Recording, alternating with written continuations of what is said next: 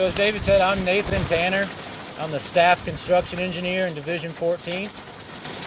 And just to give you some opening remarks about what we've done here and what we expect the conditions to look like once we open the road on Saturday. As you can tell, the two eastbound lanes were severely damaged by Helene, so traffic will be traveling on the westbound side in a one-lane pattern each direction. So one lane westbound, one lane eastbound. They'll be separated by a 9-inch by 9-inch concrete curb that is anchored into the asphalt. The travel lanes are severely reduced, and the speed limit has been reduced to 35 miles per hour.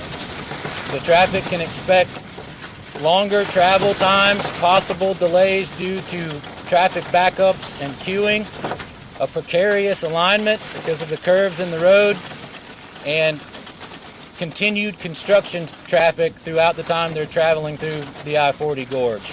We want to highlight the fact that this is an active work zone, that our contractors will be pursuing the permanent repair of I-40 the entire time they're traveling through this location, so they can expect construction traffic on the eastbound side inside of this work zone area. I want to highlight the fact that traveling eastbound out of Tennessee, there's some additional width on the roadway. That is an emergency travel lane. That exists for first responders, firefighters, local law enforcement, and EMS. Our thought process there is that if we do have collisions inside the open lanes of travel, from Tennessee and from the North Carolina side, first responders will be able to access those collisions through that emergency travel lane to locations where we have placed brakes in the 9-inch by 9-inch concrete curb. That is for us to have access to both westbound and eastbound traffic and to clear those collisions out of the roadway so we can get traffic open and moving again.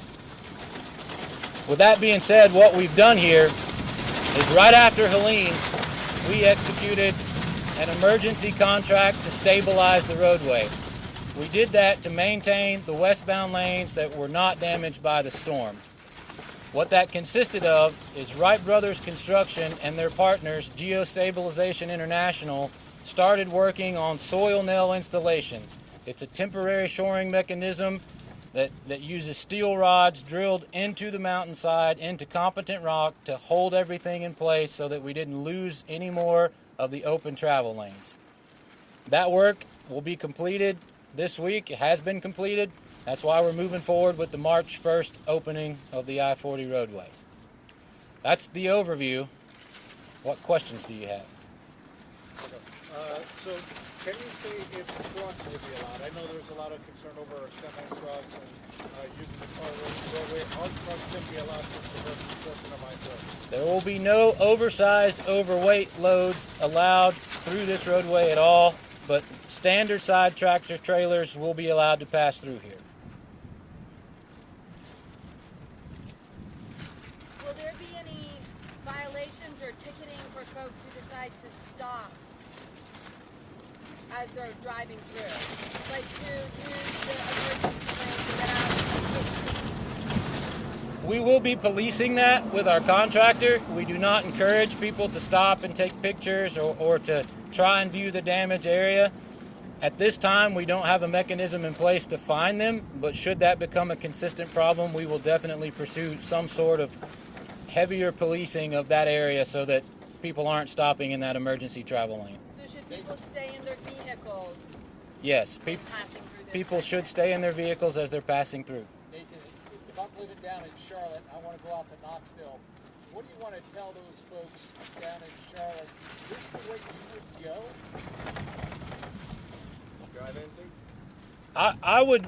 I would say that the road will be open. You could pass through here. You'd have to account for the delay time in your travel if you wanted to come through this route.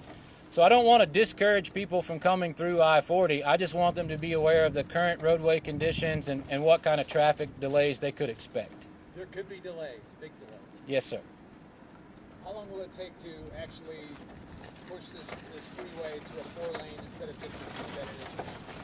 What's the time? What we're looking at for permanent repairs is a 2 to 3 year construction time frame.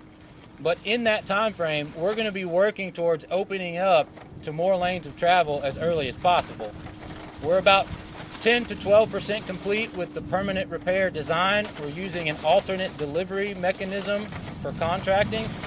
What that means is the contractor, the designer, and the DOT are working together right now to come up with a permanent repair solution that will allow us to improve the current roadway alignment and condition as we progress construction. So at this time, I don't really have a date for when we might have either wider lanes or additional lanes of travel, but we're hoping to do that sooner rather than later.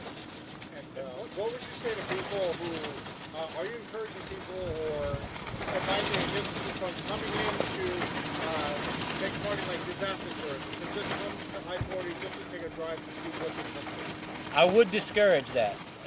We don't want people to come through here trying to sightsee or get a picture of the damage. This is a route that we're concerned about opening. We want it to be open for the economy of North Carolina, but we do not encourage drivers to come through here just to sightsee.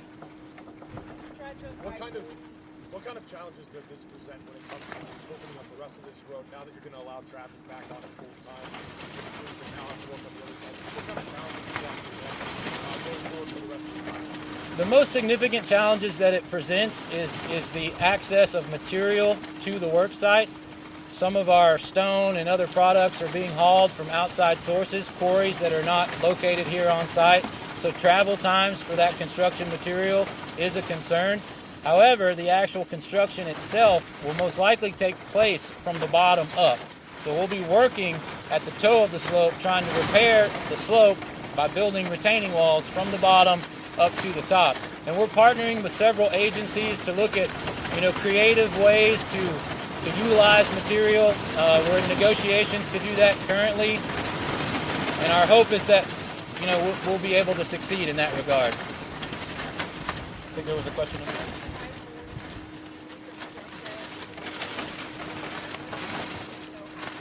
Yeah, so part of that alternate delivery mechanism, we got federal highway approval to utilize what's called a CMGC contract. It stands for Construction Manager General Contractor. It's really a partnership that allows us to work directly with our selected contractor and directly with our selected designer to come up with cost-effective and more resilient solutions to hopefully build a roadway here that'll withstand a really significant storm event.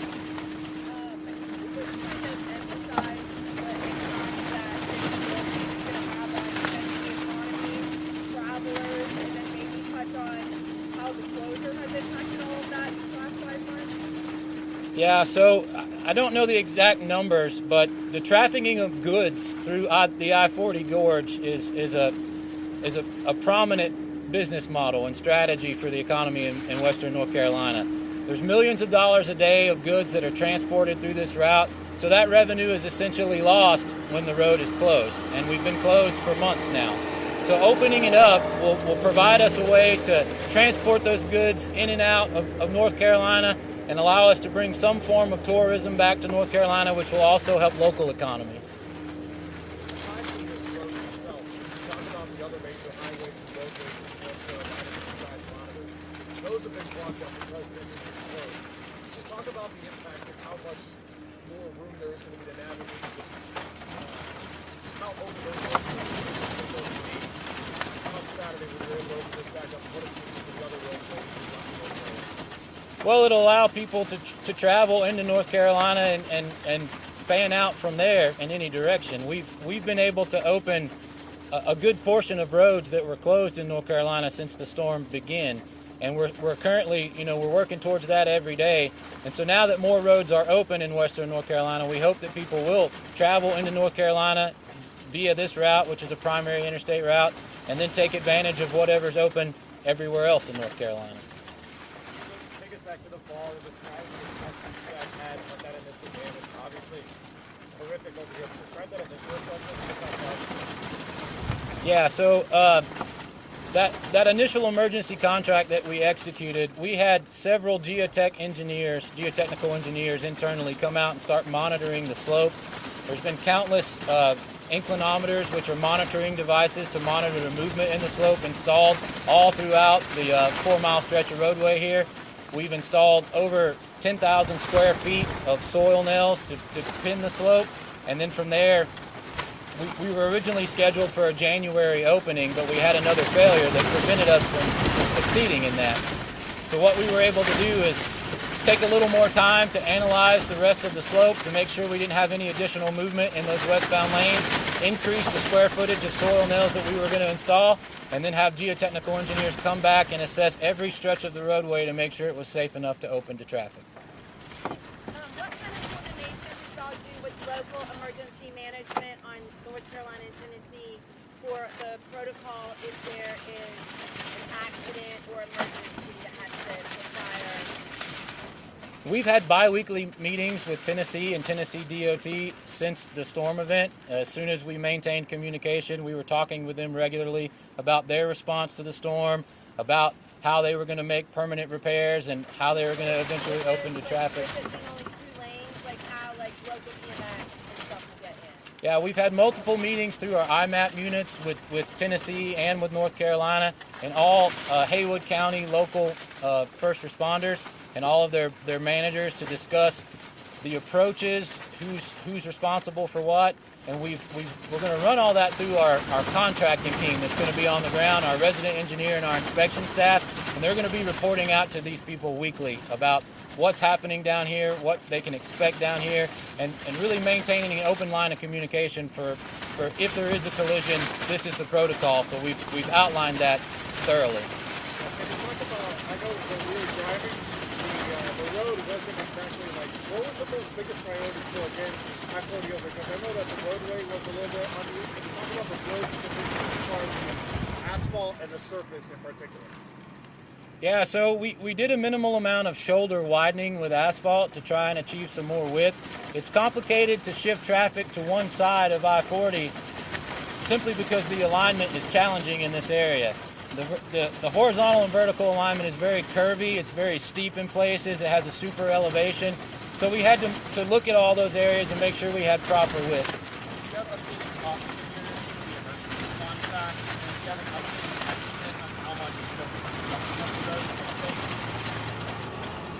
The emergency contract, the total dollar figure will be somewhere 12 to 15 million.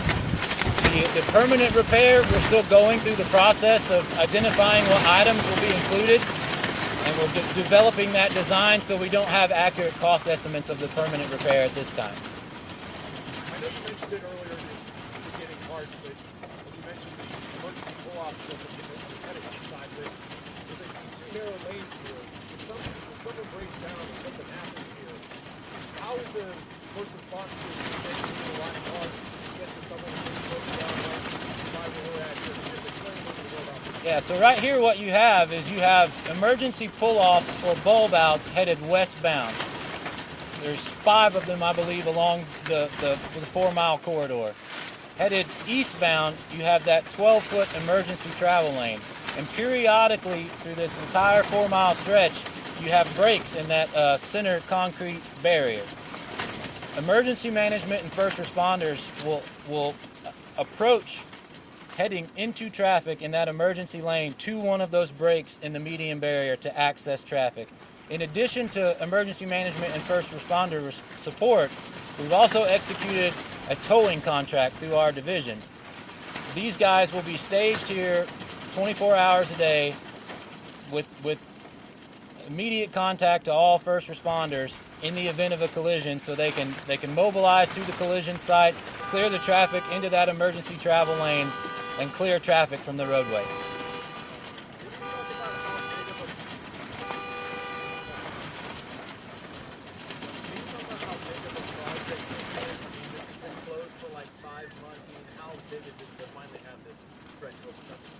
It's a big deal. It's a big accomplishment. It was a heavy lift.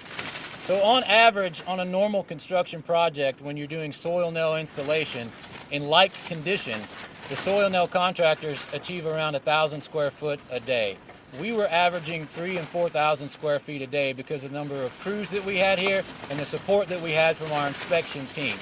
So it's a monumental accomplishment on a historic project that North Carolina has never seen the like of before. ESDOT Secretary Duffy suggested that an expedited repair process could happen with local rock. He later clarified that this could be local rock. Or has there been any expansion of what that plan might look like? We're still in negotiations with Forest Service at this time to work out the details of that, so we have not finalized those plans yet. But there is a possibility to utilize local deposited rock from the site to incorporate into causeway construction, which is a small piece of the overall construction of the permanent repair. But in those negotiations, Forest Service has been a great partner and very helpful, and so we're still pursuing those avenues.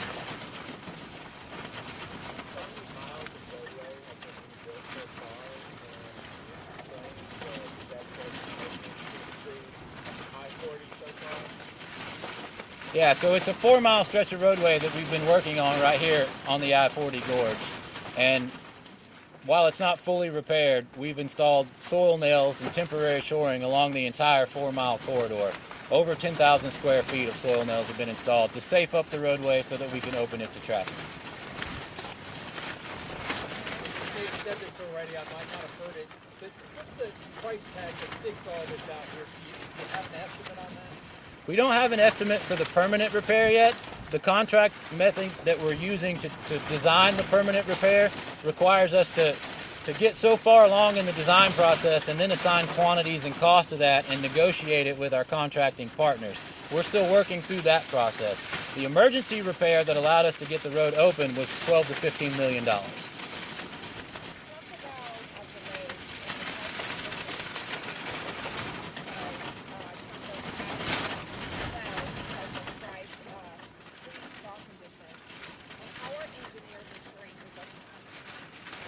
So those inclinometers that I mentioned, they're a measuring device that tracks movement in the slope. We've installed those along the entire corridor. Our geotechnical engineers are here weekly to assess all slope failure along this entire stretch of roadway. It's a large team of people who monitor these slopes and check that data. In addition to that, when we had that original slope failure, we installed more soil nails. So hence the longer closure from January. We felt like if we installed more soil nails along the corridor at a tighter spacing and a deeper depth down the slope, that we would pin those areas that were causing us problems and having more significant movement. Saturday, is it going to be open in the afternoon, morning? What time can drivers expect to have this open by then? I would expect it to be open sometime in the morning on Saturday. As you mentioned, this is a very complicated project. Where is it ranking your own? Involved in something like this? I've never been involved in something this large or this significant. I think a lot of people in DOT have never seen this level of damage along a primary interstate route ever in their careers. It's historic for North Carolina. It's historic for the country. How's it feel to be a part of it? I wish I was it to some degree because it is a monumental impact, but as far as engineering in my career goes, it is significant to me to be a part of it. It's important to all of us at DOT, and we take it very seriously. And I've seen some comments on Facebook, on previous stories we've done about your efforts to repair I-40. Some people have said online that they are feeling some anxious, that even though the road's open, they may not trust it. What can you say to help ease their feelings of anxiety knowing that this road is real? I would say that our engineers have prioritized this project and this opening over everything else from the top down. So our best people are working daily on this project. We would not open this road if we did not feel confident that it was safe for people to travel it. And we're going to be working every day to get it repaired. Every day it gets a little better.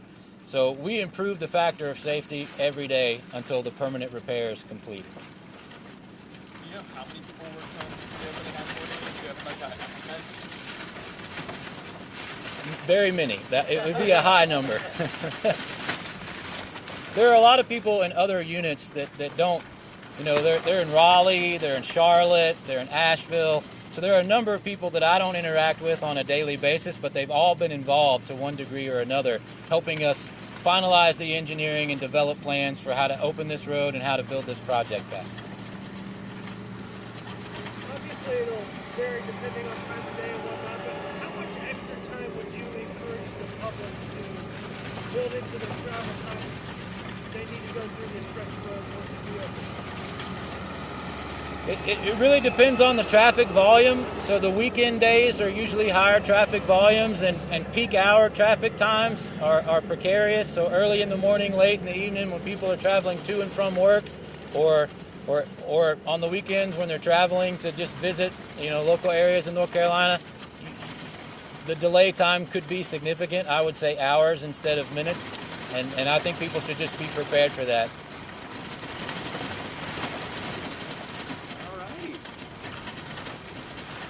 Did we miss anything? Alternate route? There is one other thing that I want to mention. If you're traveling into North Carolina or out of North Carolina into Tennessee, people should also be aware that from mile marker 33 to mile marker 15, there are active construction projects that were in active construction prior to Helene and are still in active construction now. There will be some one-lane patterns periodically at those locations from mile marker 33 to mile marker 15 that could also impact delays in travel times. When we were coming back, there were some portions where we were going 8 miles per hour. Is that a possibility? It's hard to say. It depends on the amount of traffic and the type of traffic. If you get significant, tractor trailer traffic traveling close together in long lines, then yeah, I think your speed limit could be severely reduced as a result of that. Thank you, Nathan. Appreciate it. Good work.